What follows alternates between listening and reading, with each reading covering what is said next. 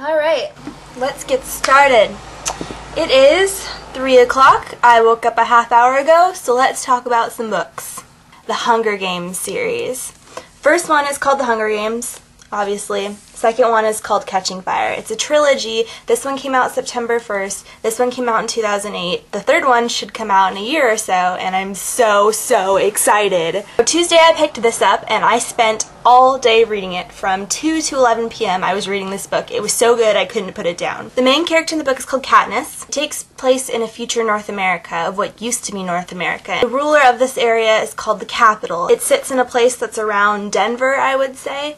And they rule these 12 districts. Now, there used to be 13 districts, but they had to blow District 13 up because it rebelled against the Capital's wishes. As a reminder of that rebellion, and as a reminder that it shouldn't happen again, the Capital has come up with this thing called the Hunger Games. Now, what the Hunger Games are, everyone from the ages of 12 and 18 have to put their names in this bowl. Then at this thing called the Reaping every year, they pick one boy and one girl from each district, so there's going to be 24 boys and girls, and they have to go fight in the Hunger Games. I don't know if any of you have read The Lottery by Shirley Jackson, but it kind of reminds me of that, where there's like this sacrificial element to it. However, this one is where it's kind of in their control, whereas in the Hunger Games, the Capital controls it. Katniss lives in District 12, which is a coal mining district. Her sister ends up getting picked as a girl from District 12 to go to the Hunger Games. Now, Katniss doesn't like this, so she volunteers herself to go. So she does. Her and Peeta from District 12 are District 12's champions, I guess you could say. Katniss and Peeta are automatically drawn into this life. They're taken away from their families, they're driven to the Capital, and the Capital's whole thing is like, watch what we can do, watch our power. This is us sacrificing your children, 12 to 18. Only 1 out of 24 of these people is going to survive. Let the Hunger Games begin. So a little bit of what the Hunger Games are is every year for 74 years they've done this, and they put the 24 contestants, they get picked out of the hat, and they put them in this arena, and the arena is different every year. It can be like a snow arena, a sand arena, a water arena, and they build this arena specifically for them. The buzzer goes off, and then they're at each other. A lot of people die on the first day, and then people run away, hide in the woods, wait, and then there's weapons, and you can grab them or you can choose to run.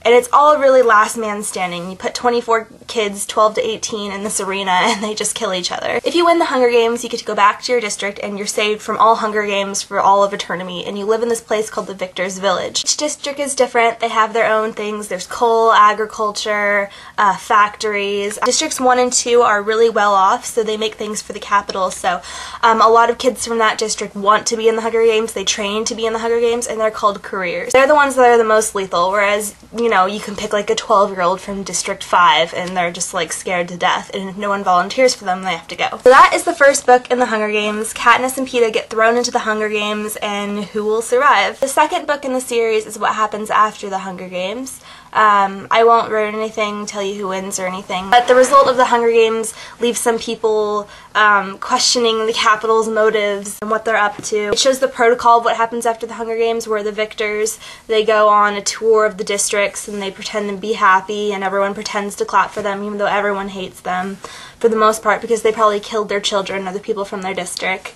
And it kind of shows this tension that's going on between the districts, and of the result of the Hunger Games. People are feeling a rebellion coming, and it kind of just shows what the Capital does to quell that rebellion, and in the end there's a pretty cool twist, which leaves a really good opening for book 3, which I think is going to be fantastic. So I strongly recommend that you pick up the Hunger Games and Catching Fire both, because as soon as you finish this one, you're going to want to start this one, just as I did the day after. They were both fantastic books. I have heard nothing but good things from people that have read this. I absolutely adore it. It's one of the first books I've read in a while where I couldn't put it down, and I grabbed the next one right away, and I was like, I need to read this today, and I did, and now I'm making this video. So 3 days ago I had no idea what these books were about and what they did, and now I am obsessed. So please pick them up. You guys will love them. See you guys later.